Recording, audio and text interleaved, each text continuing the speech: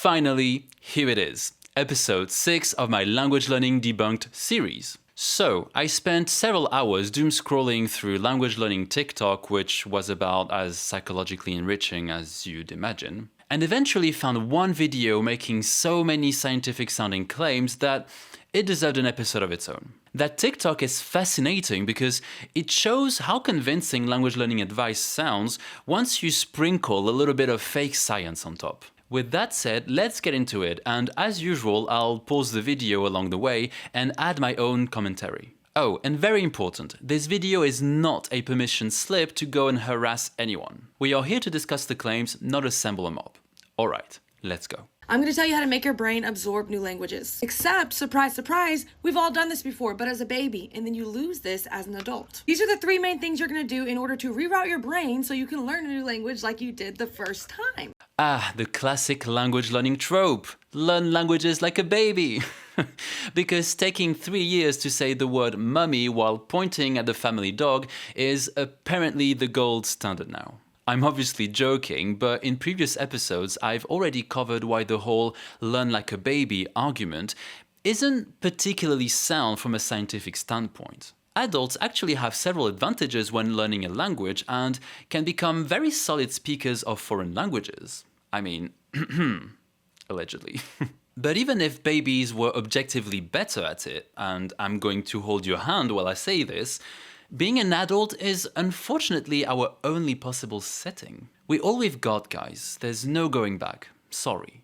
Also, apparently, adults have lost some mysterious ability to absorb languages, and now we need to reroute our brains. Can we stop with the hacking jargon, please? Your brain is not some broken software waiting for an influencer to unlock some dormant language learning feature. Come on. The first thing, you're going to stop translating. No more translating one to uno, cat to gato, no more of that. What you're going to do is you're going to try to activate your basal ganglia, which is a memory functioning part of your brain. In order to activate this part of your brain, you need to learn through immersion, immersing yourself in the language, which I will get into that because that leads into the second thing you're going to do. So the basal ganglia are a real group of structures in the brain, and they are involved in things like habit formation, procedural learning, and the automatization of skills. So they're likely involved in helping certain language patterns become automatic. The problem is the leap from that fairly uncontroversial fact to the idea that translation interferes with them and immersion somehow activates them. Very confident claim, but it's probably built on TikTok science. What mentioning the basal ganglia definitely does activate, however, is the scientific sounding portion of the video, which would be incredibly convenient if, hypothetically, one were to name drop an app later in the video. I might be wrong though, English is merely my 4th language, so nuanced inferential reasoning may be beyond my linguistic capabilities.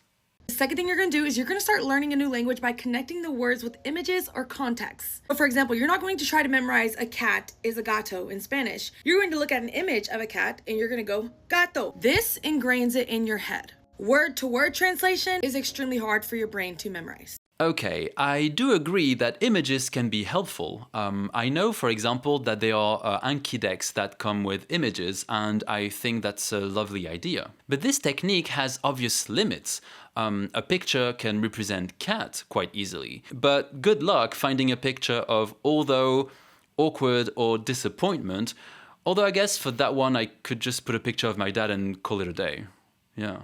As for translation, it really doesn't deserve its terrible reputation. It can be a perfectly valid way to learn a new word, especially when it's combined with repetition, actively trying to recall its meaning, and seeing or hearing the word in context. I'll link a study down below if you want. So no, learning that gato means cat is not extremely hard for your brain to memorize. Translation probably shouldn't become your entire personality, sure, but it can absolutely be one useful part of your language learning routine. Therefore, I hereby give you permission to translate, and please, please, please try to contain your excitement. Another example of learning through context will be the app Palteca, which is a Spanish learning app that teaches you the same way you learn your language as a baby. So instead of having bottle translated to botella, they will use botella in context. So there will be scenarios, situations played out, and that's how you learn. There it is, the app name drop. And surprise Pikachu face, it's an app that rejects translation and claims to help you learn like a baby.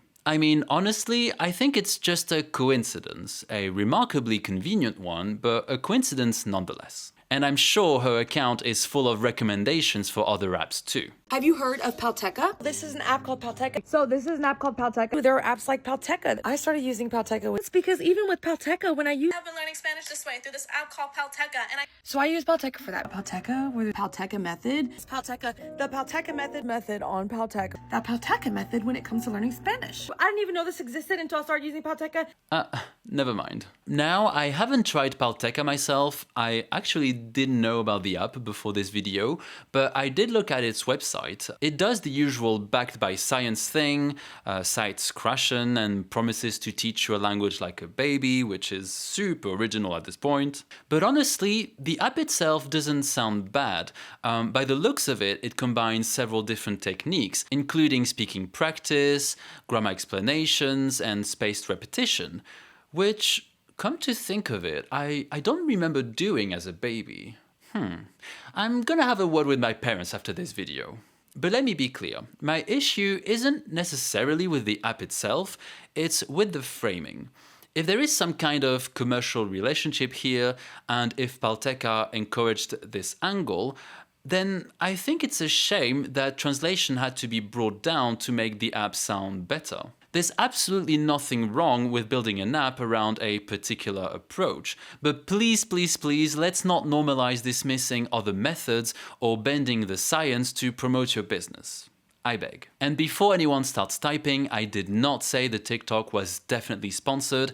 Don't make me say what I didn't. As I've already explained, English is only my fourth language, so my understanding is extremely vulnerable to interpretative failure.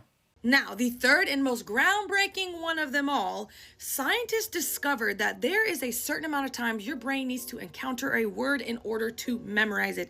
And that is 7 times. It is called the power of 7. Not only does it need to encounter it 7 different times, it needs to be different situations. For example, you need to hear the word in the video, hear it again in another context, read it in a caption, see a picture with it, hear it in a conversation, use it yourself, and hear it once more naturally. Okay, this part is kind of giving the power of 3 if you've ever seen Charmed. Power of 3 will set us free. The power of 3 will set us free. Oh, fuck, I'm old. Anyway, I did try to give the claim a fair chance. I looked and looked, and I found one study where 7 repetitions seemed to help learners across every listening level. But it didn't establish 7 as the ideal number, and the wider research does not seem to agree on one exact number, yet. And the study did not even go into the 7 points she showed in the video. So, as cool as it sounds, the power of 7 is not an established scientific principle. But as usual, people make scientific claims without citing their sources, so it's hard to verify exactly what she was referring to. That said, hearing a word, reading it, and eventually using it yourself can most likely help strengthen your knowledge of it. So I'll give her credit for that broader point. See, I can be fair. Haters, step away from your keyboards. You have to treat your brain like it is a system you are trying to hack, because that is exactly what you're doing when you're trying to learn a new language. Now, if you wrap up all of these things I showed you in this video into one phrase, it would be comprehensible input. That is the method I just showed you, comprehensible input.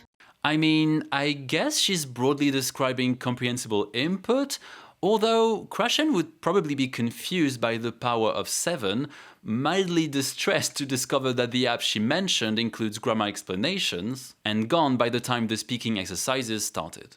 So, to conclude, I guess the main takeaway from this video is that misinformation can sound very convincing when it's mixed in with advice that seems reasonable. And because the video feels so casual, like someone is just chatting to you from home, you might not even think to question it. And that's the part that frustrates me, because people who are new to language learning may watch this and genuinely think, okay, this is what the science says. Let's not even mention the app recommendation entering the chat, which may lead us to think that there's financial incentive behind the video. But I can't know for sure. Did I already mention that English is only my 4th language? Anyway, if you've watched this video until the end, first of all, Thank you so much, and don't forget to comment down below with the most confusing emoji you know. Let's confuse everyone in the comment section. And as previously established, please do not assemble a mob to harass creators. Alright, bye.